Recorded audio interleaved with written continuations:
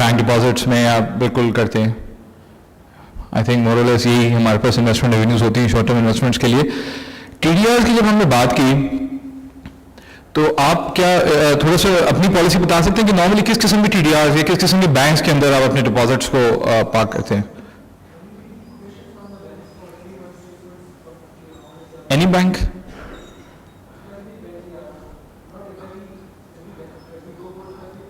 Chartered Bank, Citibank, or what they are offering. Okay, so A rated bank rating एक criteria बन जाता होगा आपकी बैंक इन्वेस्टमेंट्स का। ऑलराइट, मेरी पहली स्लाइड ही इसी टॉपिक से रिलेटेड थी कि what we do with idle cash. इस वक्त हम क्या कर रहे हैं? नॉर्मली हम इसको टीडीआर के अंदर प्लेस कर देते हैं या हम इसको शॉर्ट टर्म प्लेसमेंट्स के अंदर डाल देते हैं जैसे टी-बिल्स वगैरह हैं। बट द इशू इज कि क्या हम ये काम इसलिए करते हैं because we don't want to take risk, या हम towards the shorter end of the yield curve यानी कि शॉर्ट एंड इन्वेस्टमेंट पे ज़्यादा फोकस कर रहे होते हैं? What is the major criteria? Is risk the major concern कि हम कोई रिस्क लेना चाह रहे हैं इसलिए अपने बैंक डिपॉजिट में पैसे डाल रहे हैं, या हम बेसिकली इसलिए डालना चाहते हैं कि किसी वक्त भी हमें पैसों की जरूरत हो, लिक्विडिटी रिक्वायरमेंट्स की वजह से we can pull it out? Risk. Do you agree और disagree? Most of us agreed. जितनी ज़्यादा आपकी आवाज़ आएगी तो मैं पता चलेगा कि शायद आई एबल टू एक्सप्लेन। तो अग्री करते हैं कि risk is the major criteria. और बैंक डिपॉजिट्स में डालने की वजह ए रेटेड बैंक, जैसे मैडम ने कहा कि ए रेटेड बैंक्स या अच्छी क्वालिटी क्रेडिट क्वालिटी के बैंक्स वो आपको ज़्यादा सूट करते हैं। Now let's go to the next slide, and if I say that if there is an investment scenario where you have double rated banks at least, एक investment policy है जो कि govern करती है आपको कि आप डबल रेटेड से ज़्यादा से कम इंस्ट्रूमेंट में बैंक टीडीआर के अंदर प्लेस नहीं कर सकते, और इसके अलावा आप triple A rated government issued securities जो होती हैं जैसे टी-बिल्स हैं, इसमें आप प्लेस कर सकते हैं 3 months या 6 months, इससे ज़्यादा नहीं कर सकते। तो क्या आपको ये एक इन्वेस्टमेंट पॉलिसी अट्रैक्टिव लगेगी for your corporate treasury? Risk का एलिमेंट यहाँ पे आपके ख्याल से एड्रेस हो गया। आपने कहा था ए रेटेड बैंक एटलीस्ट हो, यहाँ पे हमने और बढ़ा दिया, डबल रेटेड कर दिया, तो वो आपका रिस्क का एक एलिमेंट शायद काफ़ी हद तक एड्रेस हुआ हो। प्लस इसके अलावा triple A rated government issued instruments which are T bills, वो एलिमेंट भी काफी हद तक आपका एड्रेस हो गया हो। जी,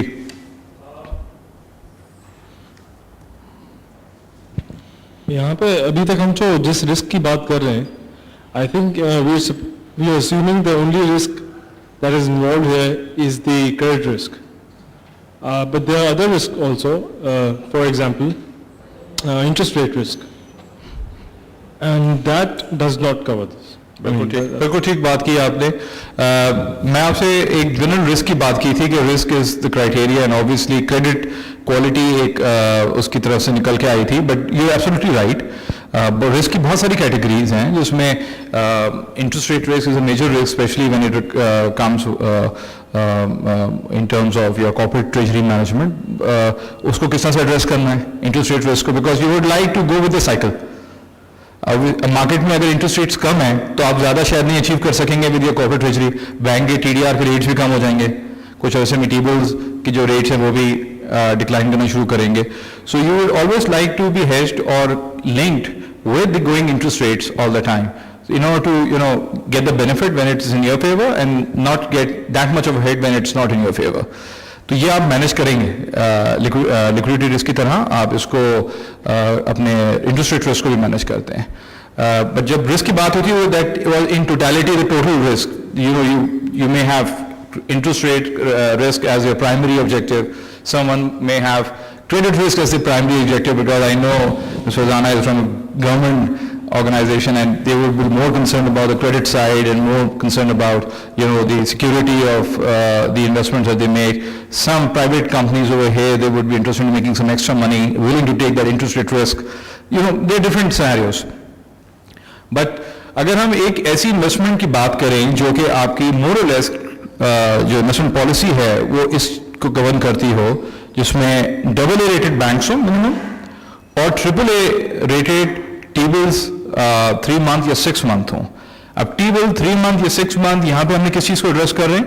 एक तो गवर्नमेंट इशूड इंस्ट्रूमेंट है, हाईली रेटेड। दूसरा 3 मंथ और 6 month is a short duration instrument. इसके अंदर इंटरेस्ट रेट रिस्क की इतनी वॉलेटिलिटी नहीं होती compare to longer duration bond. For instance अगर आपको साल का पेपर हो या पीआईबी हो, 3 साल का पीआईबी हो या लंबे ड्यूरेशन का पीआईबी हो, तो जितना ज़्यादा ड्यूरेशन होगा उतना ज़्यादा सेंसिटिव हो जाएगा तो इंटरेस्ट रेट मूवमेंट, तो यहाँ पे ड्यूरेशन को कम रखा गया है। और अगर इन तमाम इन्वेस्टमेंट्स को मिलाकर हम अंडर वन अम्ब्रेला लेकर आ जाएं और एक स्कीम ऐसी बना दें जिसको कहेंगे मनी मार्केट स्कीम या एक money market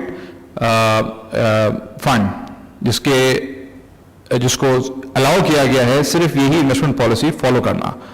so the point I am trying to make that intentionally we are doing the same thing, you as corporate treasury managers are doing the same thing. आप एक अच्छे credit quality bank के अंदर अपने short term fund placement कर देते हैं, या अगर थोड़े से ज्यादा एक्टिव हैं तो टी-बिल्स की ट्रेडिंग भी कभी कभार कर लेते हैं, इन्वेस्टमेंट्स कर लेते हैं। अगर हम एक ऐसी स्कीम बना दें जो कि आपको ये दोनों चीजें कवर करके दे दे और उसके साथ साथ एडिशनल बेनिफिट्स भी दे दे, वो एडिशनल बेनिफिट्स क्या हो सकते हैं वो मैं आपको एक्सप्लेन करता हूँ। उसमें अगर हम एक अच्छे रिटर्न भी साथ साथ डिलीवर करने शुरू कर दें इस किस्म के प्रोडक्ट के अंदर। Before I move on, I would like to ask you, excuse me, can I have a cordless अगर है आपके पास? अगर हम, I'm sorry जी मैं I'm not sure। एक सिर्फ इस एग्जाम्पल की बात ले लें कि आप एक कॉर्पोरेट ट्रेजरी मैनेज कर और आपने कुछ बैंक्स को पैसे दिए हैं अपने। Hello, thank you. और आपने अपने तमाम फंड्स जो हैं वो किसी डबल ए रेटेड बैंक्स में प्लेस किए हुए हैं, and then we are happy with it because double A bank में हमारे टॉप 5-6 बैंक्स आ जाते हैं। कंसेप्चुअली मुझे चीज बताएं, forget about the benefits so far, the pros and cons of a money market scheme, but by virtue of its investment policy, are we okay or should we consider for such kind of investment or not?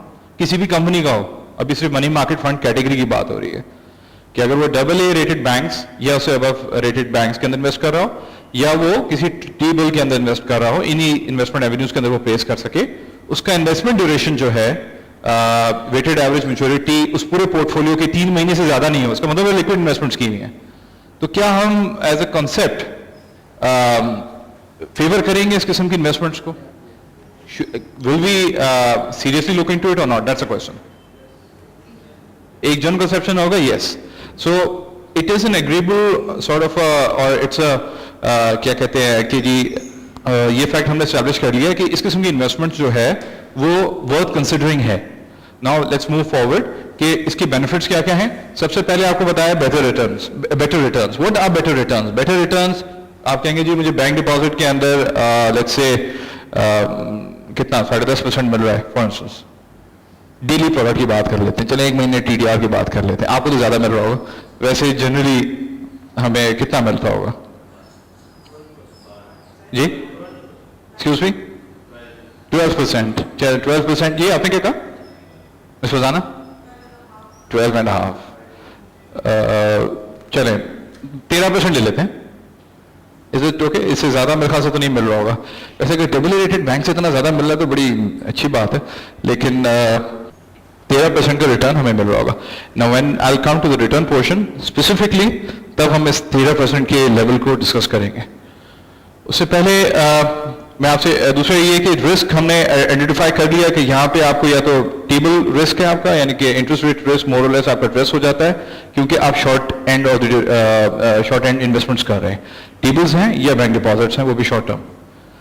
Liquidity, एक table आज हम खरीदते हैं अगर for instance उसको liquidate कराना है तो समटाइम्स वी विल थिंक कि यार टेबल को नहीं कराते, पहले बैंक डिपॉजिट्स को विड्रॉ कर लेते हैं जो करंट अकाउंट में पड़ा हुआ पैसे वहां से फिर से विड्रॉ कर लेते हैं। सेकेंडरी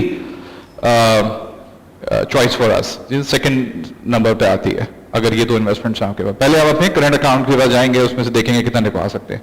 टीडीआर्स, जैसे महीने का आपने टीडीआर प्लेस किया हुआ है और 13% का रेट मिल रहा है, आप अगर डेली प्रोडक्ट के तौर पर इसको इस्तेमाल करेंगे, किसी वक्त पैसे निकलवाएंगे तो एक प्री मैच्योर पेनल्टी आप लोगों के ऊपर उस अमाउंट पे लगती है।